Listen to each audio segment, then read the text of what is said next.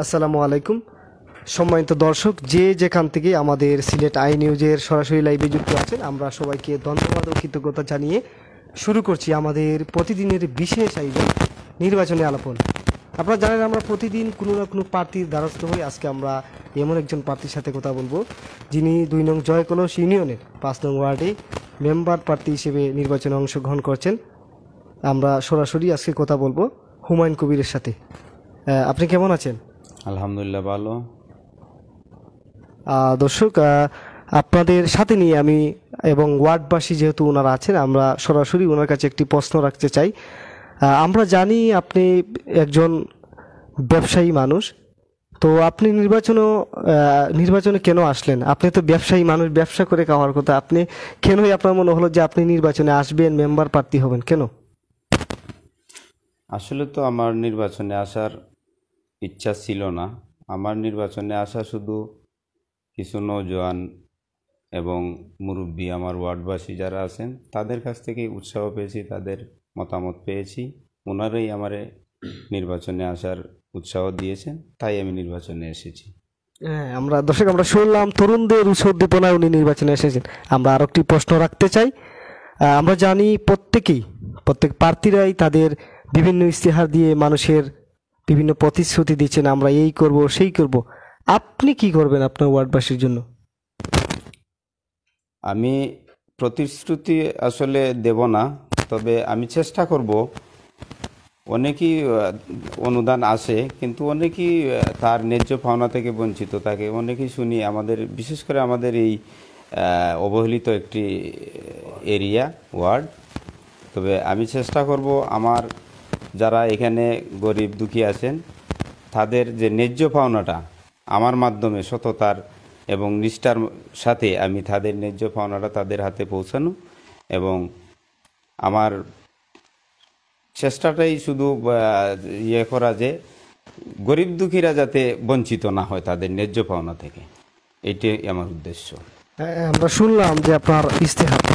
আমরা আরেকটি প্রশ্ন আপনার কাছে রাখতে চাই। আপনি তো সেই নির্বাচনে যেহেতু অংশগ্রহণ করেছেন, প্রথম থেকেই আপনি ভোটারদের দ্বারে দ্বারে ভোট প্রার্থনা করছেন, কেমন সাড়া পাচ্ছেন আপনি? আলহামদুলিল্লাহ, যথেষ্ট সাড়া পাচ্ছি।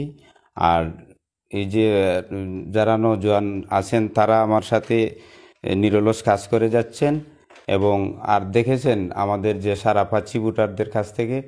গতদিন আমাদের যে মিছিলে যে লোকের সমাগম, ভোটারদের যে সমাগম ছিল, তরুণদের যে সমাগম ছিল, তাদেরই আয়োজনে এবং আমাদের সবার চেষ্টায় আমরা এই মিছিল করেছি। এই মিছিলটাই আমাদের একটা প্রমাণ যে ইনশাআল্লাহ আমরা জয়ী হব, আর জয়ের লক্ষ্যেই আমরা কাজ করে যাচ্ছি। আমরা সবাই আলহামদুলিল্লাহ দোয়া করবেন আমার জন্য, আমি যাতে এই নির্বাচনে জয়ী হয়ে আমি যেন সবার ন্যায্য পাওনাটুকু পৌঁছাতে পারি সবার দ্বারে দ্বারে। ধন্যবাদ। আমরা শুনছিলাম। তো আরেকটি সর্বশেষ যে প্রশ্নটি আমি রাখতে চাই, আপনি তো মানুষের বিভিন্ন যেভাবে হোক দ্বারে দ্বারে ঘুরছেন, তারা আপনাকে ভোট দেবেন বলে আশ্বস্ত করেছেন, তো তাদের সাড়াও পাচ্ছেন। আপনার কেন মনে হচ্ছে সেই মানুষগুলো আপনাকে ভোট দিয়ে নির্বাচিত করবে? এখানে তো আরও আপনি সহ 4 জন প্রার্থী, সবাই তাদের দিক থেকে জনপ্রিয়তার শীর্ষে রয়েছে, আপনিও জনপ্রিয়তার শীর্ষে রয়েছেন, বিভিন্ন প্রতিশ্রুতি। তো আপনি কেন মনে করছেন যে আপনাকেই তারা নির্বাচিত করবে? এটা আসলে যার যার ব্যক্তিগত কিছু গুণ থাকে। আমিও চেষ্টা করি সব সময় ভালো হয়ে চলার। এই ওয়ার্ডেই আমি বড় হয়েছি, এই ওয়ার্ডের আলো বাতাসে সবাই আমারে চিনে, সবাই আমারে জানে, আমার বাবাকে, আমার বংশকে, সবাই জানে আমাকে। আমি মনে করি আমি যেভাবে পিছনের ইয়েটা চলে আইছি, এখনও যদি ওয়ার্ডবাসী আমাকে নির্বাচিত করে এই গুরু দায়িত্ব আমার হাতে দেয়, আমি চেষ্টা করব আমি যাতে ন্যায়নিষ্ঠার সাথে আমি তাদের দায়িত্ব এবং এই ভোটের যে মূল্যবান একটা তারা আমাকে দিয়ে আমার এই ওয়ার্ডের মেম্বার বানাবে, আমি তাদের সবসময় তাদের পাশে থাকার চেষ্টা করব। ধন্যবাদ। দর্শক, আমরা শুনছিলাম আমাদের মেম্বার প্রার্থী হুমায়ুন কবিরের কাছ থেকে তার বিভিন্ন ইশতেহার এবং তার প্রতিজ্ঞার কথা। আমরা আরও একটু শুনবো। আমাদের সাথে সরাসরি যুক্ত আছেন ডুঙ্গি হাই স্কুল অ্যান্ড কলেজের সাবেক সহকারী শিক্ষক মাহবুবুর রশিদ নূর স্যার।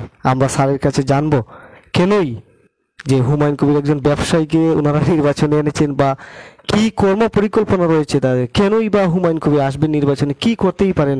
তাই আমরা সরাসরি স্যারের সাথে চলে যাব। আমরা এখন কথা বলবো আমাদের মাহবুবুর রশিদ নূর স্যারের সাথে। ধন্যবাদ।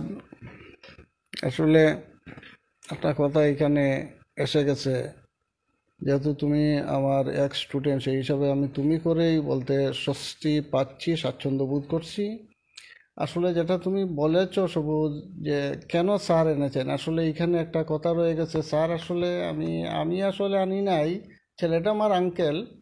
তো আমার নতুন ভোটার এবং কিছু পুরনো ভোটার যারা আমার এক স্টুডেন্ট, এরা আসলে এই হুমায়ুন কবির ওই ছেলেটা সম্পর্কে আমাকে অনেকভাবে অনুনয় করেছে যে ছেলেটা নাকি তাদের খুব বেশি আস্থাভাজন। আর আমিও যেটা লক্ষ্য করেছি, ছোটোবেলা থেকে আমার আঙ্কেলকে আমি চিনি, জানি, আমরা মোটামুটি আমার আত্মীয় উনি যেহেতু আমার আঙ্কেল, আমার আত্মীয়। তারপরেও আমি জানি, যেহেতু আমি একজন শিক্ষক, মানুষ চিনার কিছু ক্ষমতা হইল আমার আছে, সেই হিসাবে আঙ্কেলের চলাফেরা, কথাবার্তা, মানুষের সাথে ব্যবহার, লেনদেন, একজন ব্যবসায়ী হিসাবে লেনদেন, এর মধ্যে যতটুকু সচ্চরিত্রবান বলতে যতটুকু বোঝায়, তার মধ্যে বেশ কিছু গুণাগুণ আমি আমার আঙ্কেলের মধ্যে লক্ষ্য করেছি। এছাড়া আমার এক স্টুডেন্ট যারা এবং কিছু কিছু বয়স্ক, তারাও আমাকে অনুরোধ করেছেন তো আঙ্কেল নির্বাচন করবেন যাতে আমি সম্মতি দেই। অবশ্য আমি তার একজন আত্মীয় হিসাবে আমাকে বলার প্রয়োজন ছিল হিসাবেই তারা বলেছেন, এবং তাদের যে আগ্রহ, আসলে আমার আঙ্কেলের প্রতি তারা যে আস্থাশীল, তাদের যে আস্থা আছে, তাদের যে বিশ্বাস আছে, তাদের এই উৎসাহটুকু লক্ষ্য করেই আমি শেষ পর্যন্ত সম্মতি দিয়েছি এবং বলেছি ঠিক আছে, সবাই যখন আপনাকে বলতেছে আপনি নির্বাচনে অংশগ্রহণ করুন। লোকগুলোকে তো আর নিরাশ করা যায় না, তাদের উৎসাহের মধ্যে তো আর হস্তক্ষেপ করা যায় না, বাধা দেওয়া যায় না।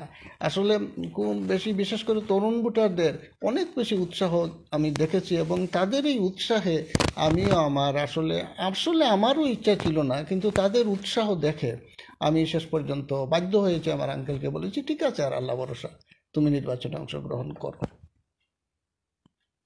তো আপনারা আশাবাদী যে উনি নির্বাচিত হলে এই এলাকার মানুষের উন্নয়ন হবে?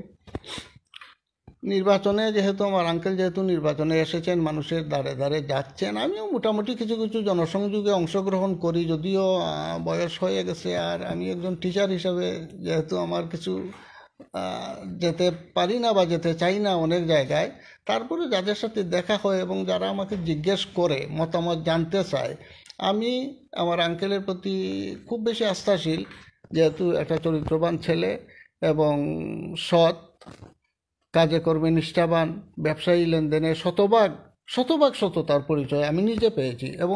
এবং আঙ্কেলের যে গ্রাহকরা যারা আছে, তারাও কিন্তু অনেক সার্টিফাই করেছে, ভালো সার্টিফাই করেছে হিসাবে আমি আশাবাদী, শতভাগ আশাবাদী যে ইনশাল্লাহ যেভাবে উৎসাহ উদ্দীপনা ভোটারদের মধ্যে দেখা যাচ্ছে, যেভাবে তারা প্রতিশ্রুতি দিচ্ছে এবং সারা ওয়ার্ড জুড়ে যেভাবে তারা চষে বেড়াচ্ছে আঙ্কেলের পক্ষে, সুতরাং আমি আসলে শতভাগ আশা রাখতে পারি, আমি আস্থাশীল যে ভোটাররা অবশ্যই তাকে বিপুল ভোটে নির্বাচিত করবে ইনশাল্লাহ।